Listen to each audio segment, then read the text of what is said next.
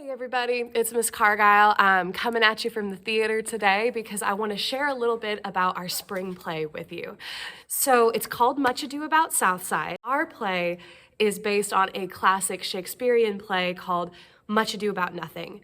But we have taken that and we have updated it and made it work for taking place at our school. So in the original Shakespeare story, a prince by the name of Don Pedro journeys back to his homeland with his generals and lieutenants and everybody after winning a war, and they stay at the home of a governor named Signor Leonato.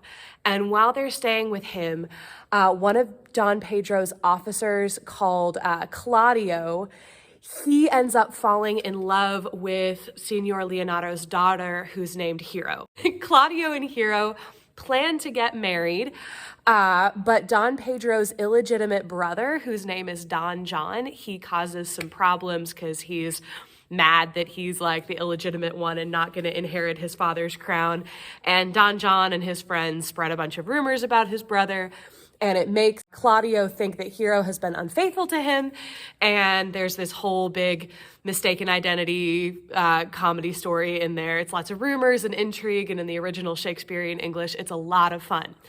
So last year, while we were working on The Adventures of Robin Hood, I decided that during class we should really watch a Shakespeare story, since so many of the lines in Sherwood were taken directly from Shakespeare, or they were jokes written. If you had a basic knowledge of Shakespeare, they got funnier.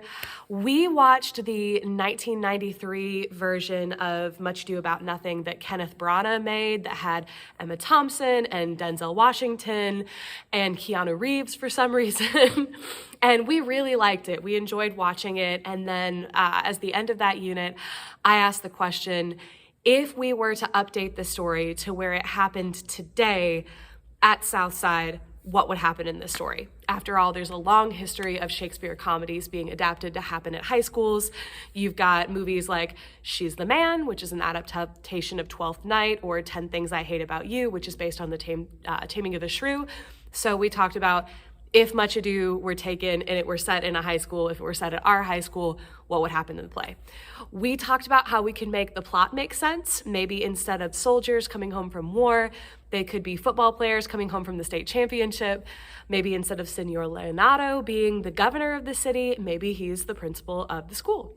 So the students in my class had some really creative ideas, and one of them, Tatiana Wallace, if you guys know Tay, she said, Miss Cargyle, we should do this play and we should write it ourselves. But she kept after it. She actually wrote a scene of what the dialogue could sound like. She went through and took the cast of characters and picked modern names that kind of sounded close to the original names.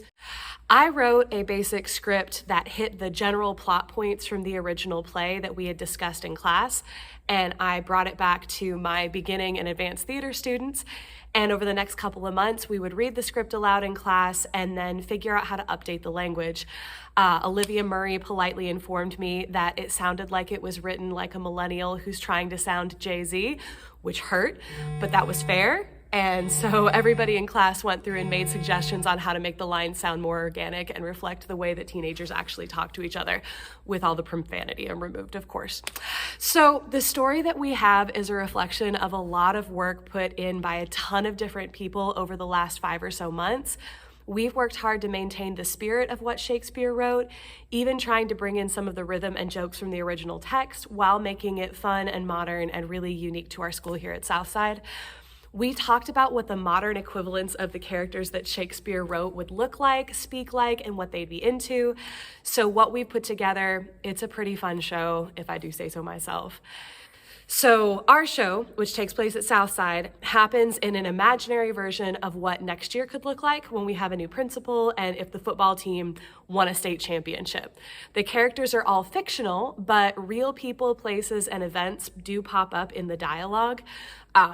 Some teachers get named dropped, some administrators, that kind of thing. Clark Burkhead has a moment where he appears as himself. So we will have 3 regular evening shows like we always do on Thursday, Friday, and Saturday night. And Miss Tucker has graciously allowed us to do a show during the school day. If you don't have any referrals this school year and you're passing all of your classes, you're going to be allowed to buy a ticket to come see the show. In fact, we are doing a super cool promotion this year for the in-school show only, where you can do a buy one, get one free deal for you and a friend to come see the show. So only one of you buys a $10 ticket, and then you get to get a friend in for free. So I hope that sounds like a ton of fun, and I really hope that I see you in these seats for Much Ado About Southside coming March 21st, 22nd, and 23rd for evening shows at 7 p.m. And then on that Friday, we will have the in-school show. See you soon.